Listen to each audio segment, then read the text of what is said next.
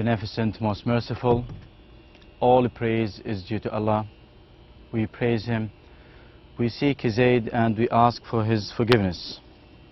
Dear students, I would like to welcome you in lecture number 12, and today we will talk about second language learning.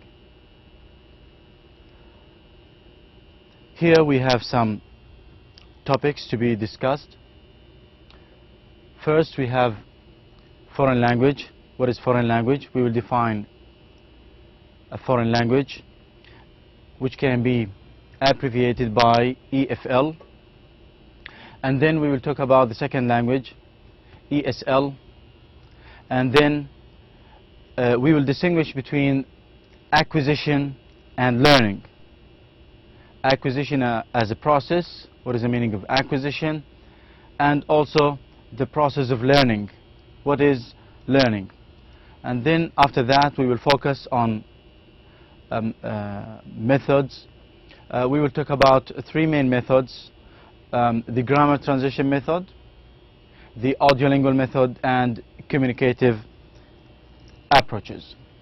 Well, first of all, before we start, we have to define the foreign language. What is a foreign language?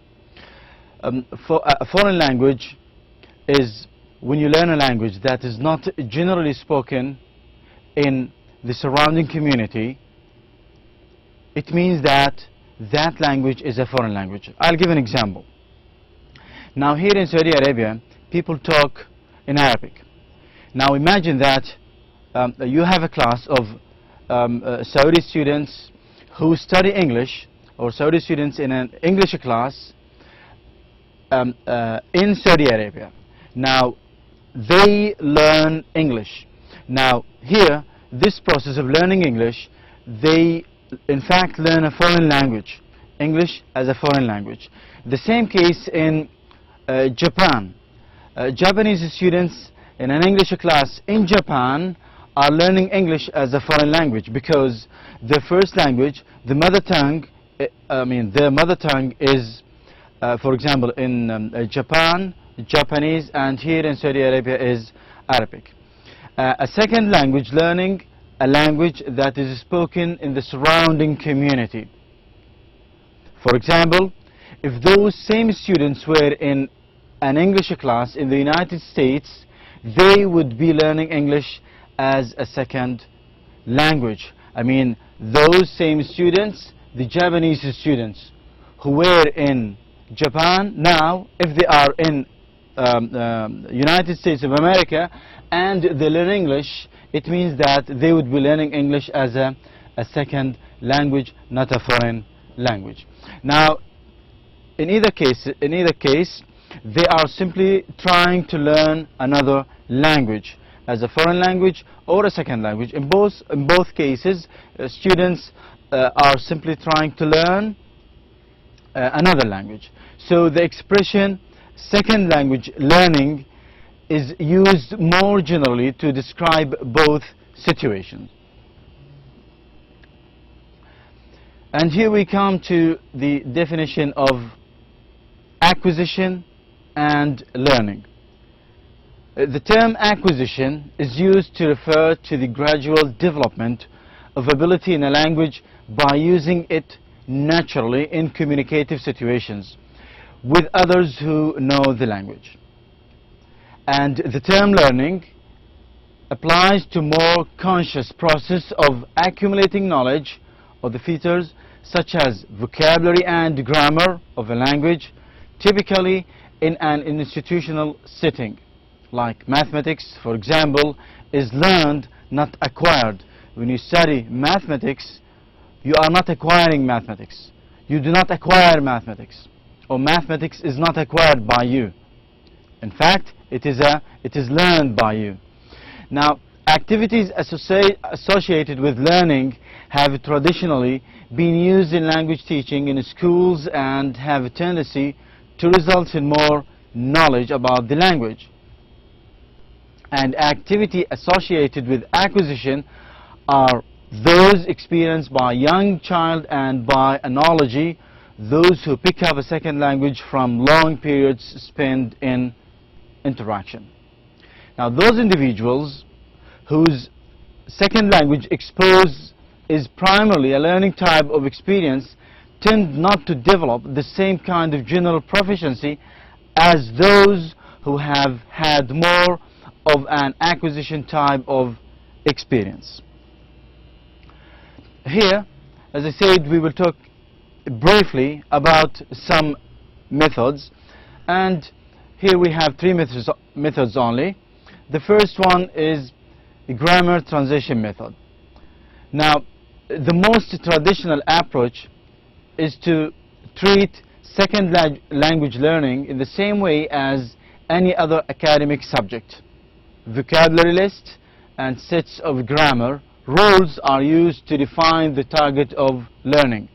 And here we have memorization is encouraged, and written language rather than spoken language is emphasized by the grammar transition method. So here they generally give a list of vocabulary for the students, and again sets of grammar rules. They study about grammar rules, and mainly they study language, or they study about language, not language. And here we have also memorization is one of the basic the process used to encourage students to remember and learn the second language. And finally here they pay more attention to written language rather than spoken English. This is the grammar transition method. The second method here is the audiolingual method. A very different approach emphasizing the spoken language became popular in the middle of the 20th century. It involved a systematic presentation of the structures of the second language, moving from the simple to the more complex in the form of drills that the students had to repeat. Now, this approach, called the audiolingual method, was strongly influenced by a belief that the fluent use of a language was essentially of a set of habits that could be developed with a lot of practice. Much of this practice involved hours spent in a language laboratory repeating oral drills.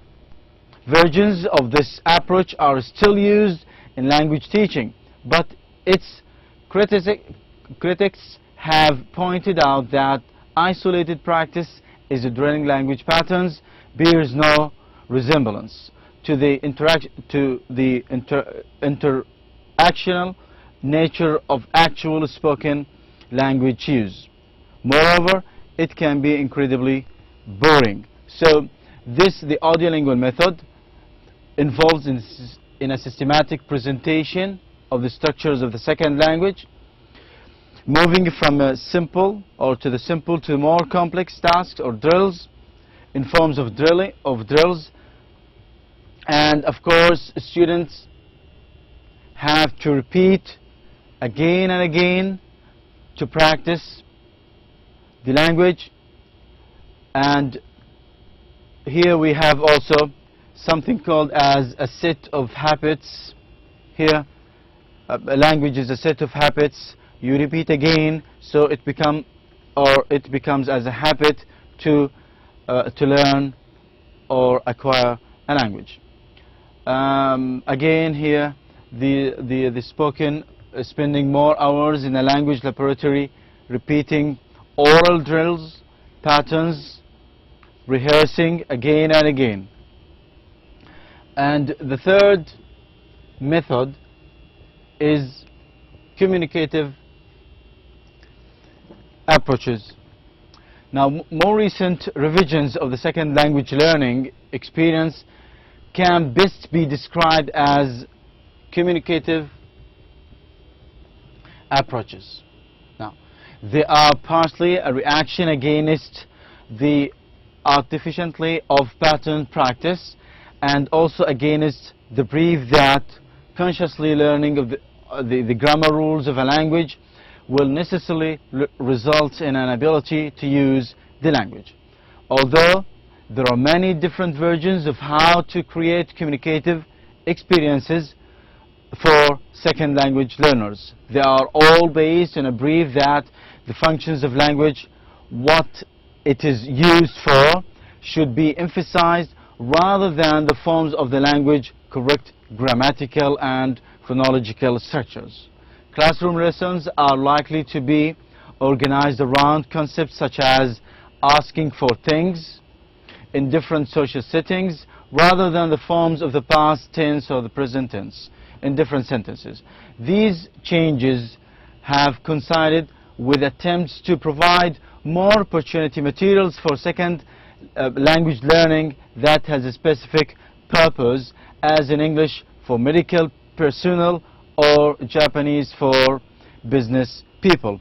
In summary, this method is a kind of revision of the second language learning, and it can be best described as the communicative approach. This method, of course, emphasizes on the communication, the ability to use the language and not to study the grammar rules. And here, although there are different versions of how to create language, always to emphasize the form of the language, not, of course, to emphasize the correct grammatical and phonological structures.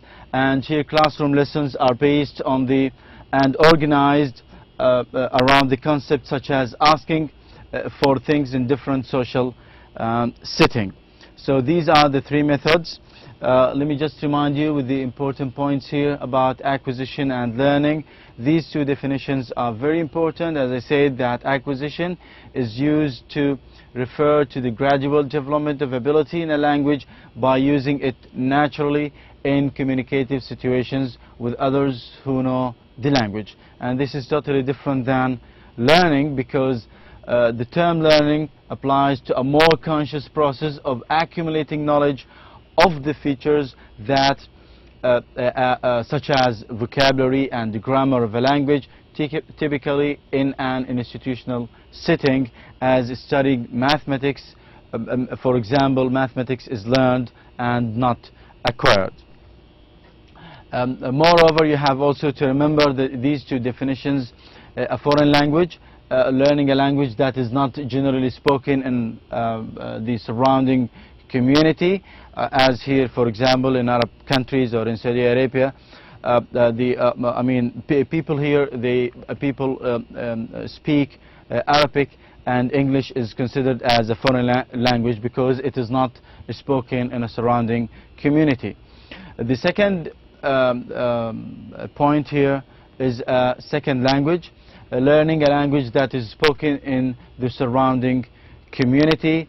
And as I said, we have an example here. The same Japanese students, if they study in an English class in the United States, they would be learning English as a second language. So here, since this is the lecture number 12, I hope I made it very short for you, and try to please memorize and learn by heart these definitions and the three methods. I hope you enjoy this lecture, which I made it very short for you. Hope to see you again, and thank you for listening. See you again, and bye-bye.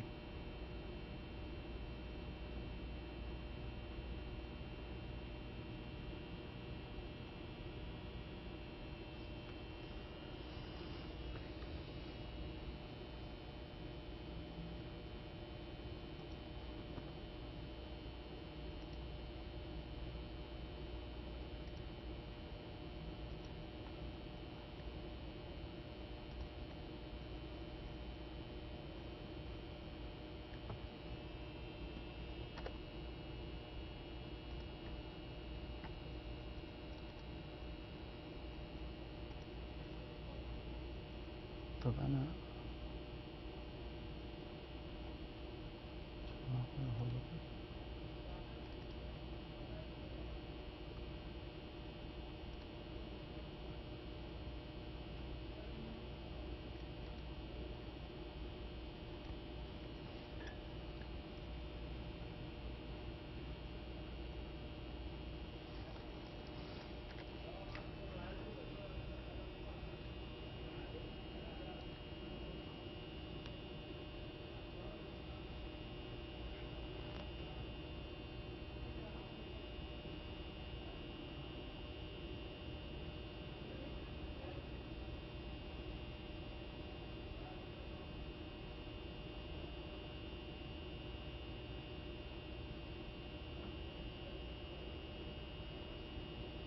iconics, tactics.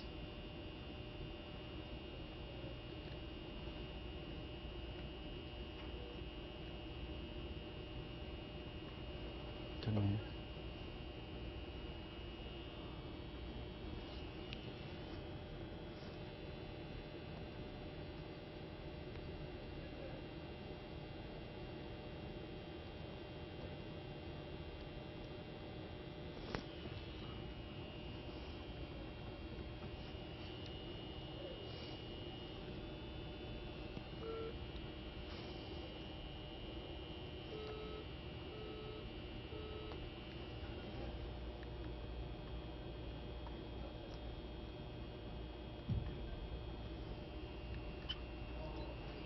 خلاص اللي بعدها أنا قصرت